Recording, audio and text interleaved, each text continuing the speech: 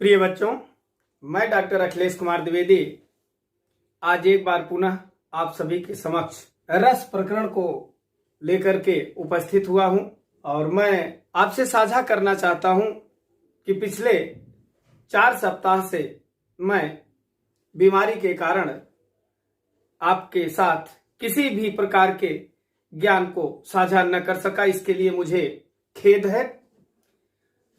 आज बच्चों, आप लोगों के लिए मैंने रस प्रकरण को उठाया है।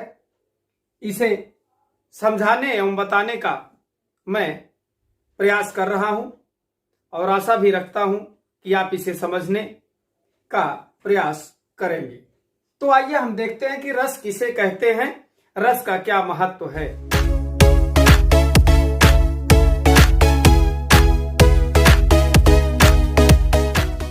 सबसे पहले हमारे काव्य शास्त्र में रस की परिभाषा आचार्य भरत मुनि ने दिया। उसी के साथ साथ आचार्य विश्वनाथ प्रसाद ने, आचार्य मम्मट ने, अभिनव ने, जयदेव ने, तमाम संस्कृत के आचार्यों ने रस को अपने अपने ढंग से परिभाषित किया है। रस का साधारण अर्थ होता है कि जिसे चखा जाए या जिसका आस्वादन किया जाए। कहा जाता है रसस्यते असौ इति रसः, अर्थात जिसका आस्वादन किया जाए या जिसे चखा जाए उसे हम क्या कहते हैं? रस कहते हैं। लेकिन इसका तो ये सामान्य अर्थ हो गया। अब हम देखते हैं काव्य शास्त्र में रस किसे कहा जाता है। कविता को पढ़ने, कहानी को सुनने और नाटक को देखने में जिस आनंद की अनुभूति होती है उसी को हम क्या कहते हैं? रस कहते हैं। एक बार फिर से, कविता को पढ़ने, कहानी को सुनने और नाटक को देखने में जिस आनंद की अनुभूति होती है उसे हम क्या कहते हैं? रस कहते हैं। रस को काव्य की आत्मा भी कहा गया है, अर्थात काव्य में रस का वही स्थान है जो इस शरीर में आत्मा का स्थान है। आचार्य विश्वनाथ प्रसाद ने अपने साहित्य दर्पण में काव्य की परिभाषा देते हुए लिखा है कि वाक्यम रसात्मकम काव्यम। रसात्मक वाक्य ही क्या है? काव्य है। जिस वाक्य में रसात्मकता नहीं है या जहां पर रस की अनुभूति नहीं हो रही है उसे आचार्य विश्वनाथ प्रसाद ने अपने साहित्य दर्पण में काव्य का स्थान नहीं दिया है। दिया किसको है? वाक्यम रसात्मकम काव्यम, अर्थात वाक्यम रसात्मकम काव्यम। रसात्मकम वाक्यम ही काव्यम। रसात्मक वाक्य ही क्या है? काव्य है। प्रिय बच्चों, अब हम देखते हैं रस की निष्पत्ति के संबंध में प्रश्न उठता है कि रस की उत्पत्ति होती है या निष्पत्ति होती है या व्युत्पत्ति होती है। तो रस शास्त्र के जनक आचार्य भरत मुनि ने अपने नाट्य शास्त्र में रस की निष्पत्ति के बारे में बताया है। उन्होंने लिखा अपनी परिभाषा में, विभाव अनुभाव व्यभिचारी भाव संजोगाद्र रस निष्पत्ति, अर्थात विभाव, अनुभाव और व्यभिचारी भाव के संजोग से, व्यभिचारी भाव को ही संचारी भाव भी कहा जाता है, संचारी भाव के संयोग से रस की निष्पत्ति होती है। अब हम देखते हैं रसों का आधार क्या है? भाव। मूल रूप से जो रस का आधार है वह क्या है?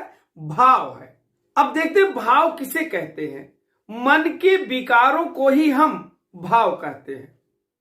मन में जो हमारे विचार बनते हैं, बिगड़ते हैं, उसी को भाव कहा जाता है। और ये 2 प्रकार के होते हैं, एक तो अस्थाई भाव और दूसरा संचारी भाव। अस्थाई भाव का तात्पर्य यह है कि वे भाव, वे विकार हमेशा सुप्त अवस्था में पाठक या श्रोता के हृदय में सोए रहते हैं और अनुकूल उचित परिस्थिति पाकर के स्वयं ये जागृत हो जाते हैं। ये तो अस्थाई भाव है।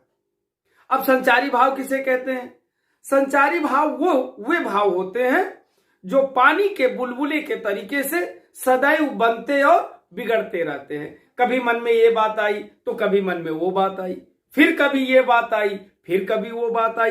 तो जैसे समुद्र की लहरें हमेशा उठती और गिरती रहती हैं, उसी तरह से व्यक्ति के हृदय में, व्यक्ति के मन में ये जो संचारी भाव हैं हमेशा उत्पन्न होते हैं और समाप्त होते हैं, उत्पन्न होते हैं और समाप्त। इसीलिए इन्हें संचारी, संचरण करना, बराबर चलते रहना, बनना बिगड़ना, उठना गिरना। निष्कर्षतः हम ये कह सकते हैं कि अस्थाई भाव ही विभाव और अनुभाव तथा संचारी भाव के संयोग से रस रूप में परिणित हो जाते हैं। इस तरह से अगर देखा जाए तो रस के 4 अंग माने गए। कौन कौन से? अस्थाई भाव, विभाव, अनुभाव और संचारी भाव। अब सर्वप्रथम हम देखते हैं कि अस्थाई भाव किसे कहते हैं। रस रूप में पुष्ट या परिणत होने वाले तथा संपूर्ण प्रसंग में व्याप्त होने वाले भाव अस्थाई भाव कहलाते हैं।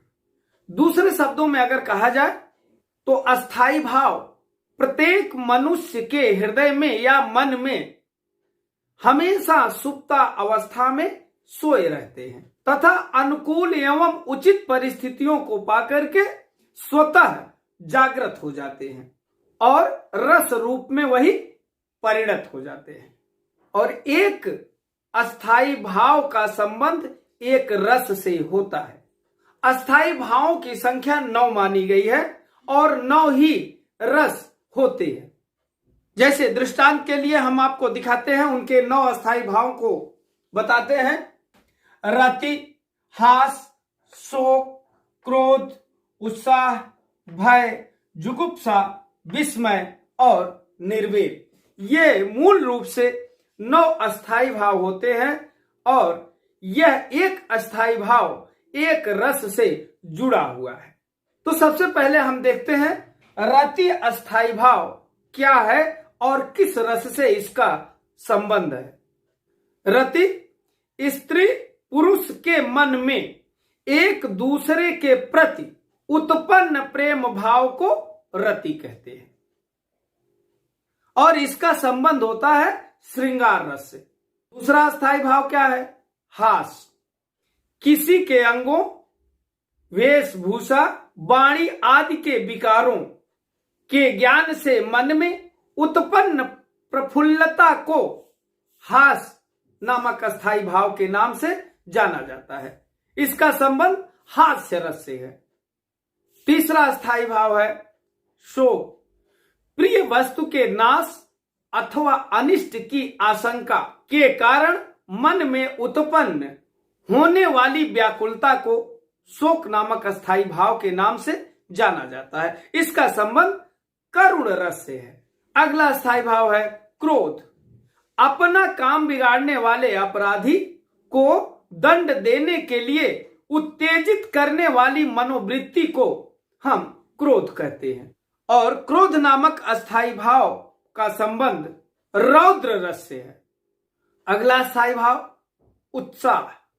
दान, दया, वीरता आदि के प्रसंग से उत्तरोत्तर वृद्धि को प्राप्त होने वाली मनोवृत्ति को हम उत्साह नामक अस्थाई भाव के नाम से जानते हैं। इस अस्थाई भाव का संबंध वीर रस से होता है। भय नामक अस्थाई भाव देखते हैं। प्रबल अनिष्ट करने में समर्थ विषयों को देखकर मन में जो व्याकुलता उत्पन्न होती है उसे भय नामक अस्थाई भाव के नाम से हम सभी जानते हैं और इसका संबंध भयानक रस के साथ होता है। अगले अस्थाई भाव के ऊपर नजर डालते हैं, वह है जुगुप्सा। घृणा उत्पन्न करने वाली वस्तुओं को देखकर उनसे संबंध न रखने के लिए बाध्य करने वाली मनोवृत्ति को जुगुप्सा नामक अस्थाई भाव के नाम से जाना जाता है और इसका संबंध विभत्स रस के साथ होता है।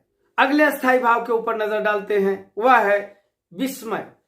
किसी असाधारण या अलौकिक वस्तु को देखकर सुनकर या स्मरण करने से जो आश्चर्य होता है उसे विस्मय नाम से जाना जाता है और इसका संबंध अद्भुत रस से है।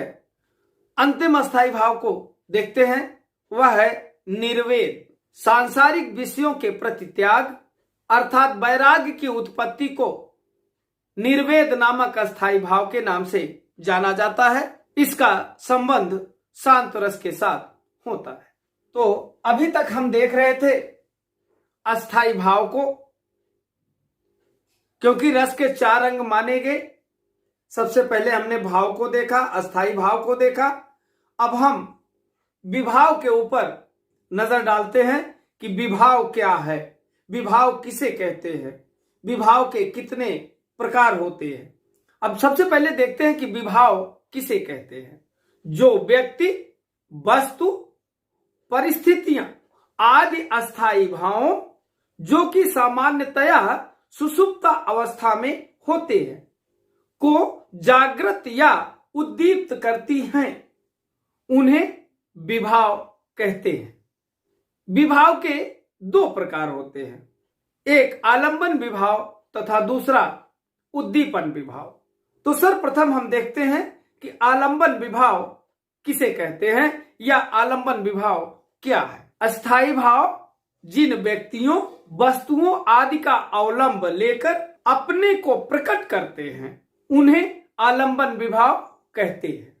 इसके भी 2 भेद हो गए, एक आश्रय और दूसरा विषय।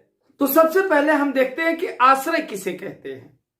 आलंबन के 2 भेद हो गए, एक आश्रय और दूसरा विषय। तो सर्वप्रथम हम देखते हैं कि आश्रय किसे कहते हैं। जिस व्यक्ति के मन में रति नामक अस्थाई भाव उत्पन्न होते हैं उसे क्या कहते हैं, आश्रय कहते हैं। अब विषय किसे कहते हैं। जिस व्यक्ति या वस्तु के कारण आश्रय के चित्त में रति आदि अस्थाई भाव उत्पन्न होते हैं उसे विषय कहते हैं। अब हम देखते हैं उद्दीपन विभाव क्या है। अभी तो हम आलंबन देख रहे थे, आलंबन के 2 भेद हो गए, आश्रय और विषय।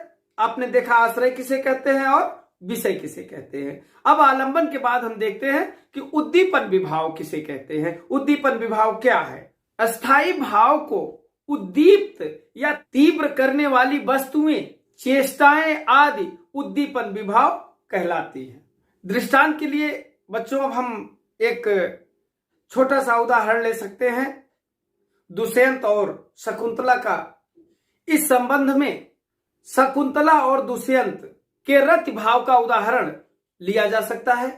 सुंदर पुष्पित और एकांत उद्यान में शकुंतला को देख करके दुष्यंत के हृदय में रति भाव जागृत होता है। यहां पर शकुंतला आलंबन विभाव है और पुष्पित तथा एकांत उद्यान उद्दीपन विभाव है। दुष्यंत आश्रय है और शकुंतला विषय है।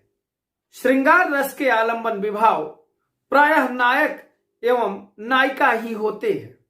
बच्चों अब हम देखते हैं अनुभाव किसे कहते हैं।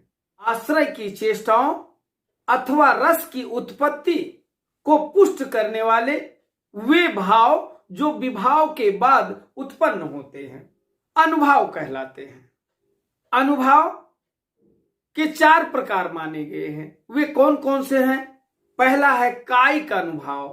अब कायिक अनुभाव क्या है। आंख, भौं, हाथ आदि शरीर के अंगों के द्वारा जो चेष्टाएं की जाती हैं वह कायिक अनुभाव के अंतर्गत आती है।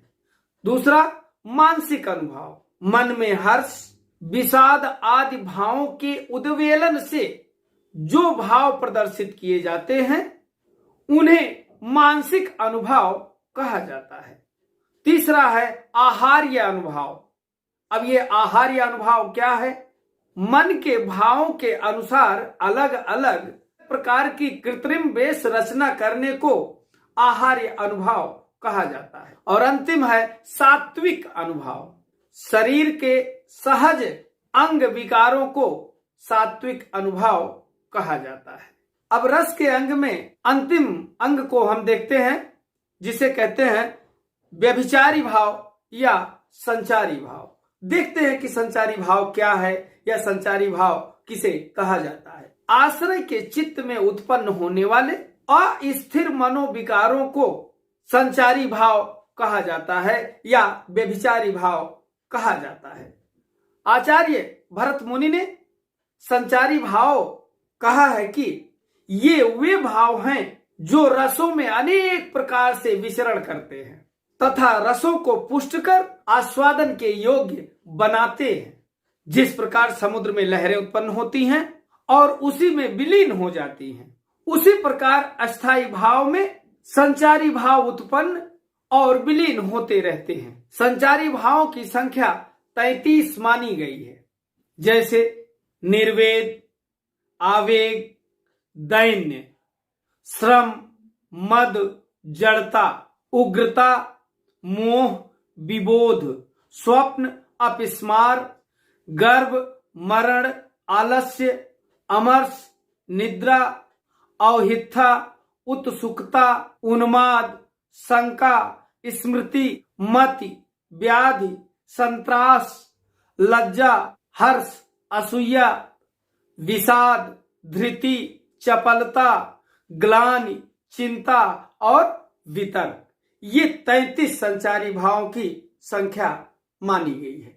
तो प्रिय बच्चों, आज हमने देखा रस की साधारण परिभाषा क्या है, काव्य के अंतर्गत संस्कृत आचार्यों और विद्वानों के द्वारा दी गई परिभाषाएं, जैसे आचार्य विश्वनाथ प्रसाद और नाट्य शास्त्र के जनक आचार्य भरत मुनि की परिभाषा, काव्य शास्त्र के अंतर्गत जो सर्वमान्य परिभाषाएं हैं, उन सबको एक एक करके हम लोगों ने देखा और समझने का प्रयास किया। तो रस की परिभाषा के साथ साथ रस के अंग क्या है, भाव किसे कहते हैं, विभाव किसे कहते हैं, अनुभाव किसे कहते हैं, संचारी भाव किसे कहते हैं, अस्थाई भाव किसे कहते हैं, इन सबको हमने एक एक कर आपको समझाने तथा बताने का प्रयास किया। तो मैं आशा और उम्मीद दोनों आपसे करता हूं कि निश्चित रूप से आप इसे समझने का प्रयत्न करेंगे। रस के शेषांश को हम अपने अगले वीडियो में लेकर शीघ्र ही आपके समक्ष उपस्थित होने का प्रयास करेंगे। तब तक के लिए प्रिय बच्चों, धन्यवाद।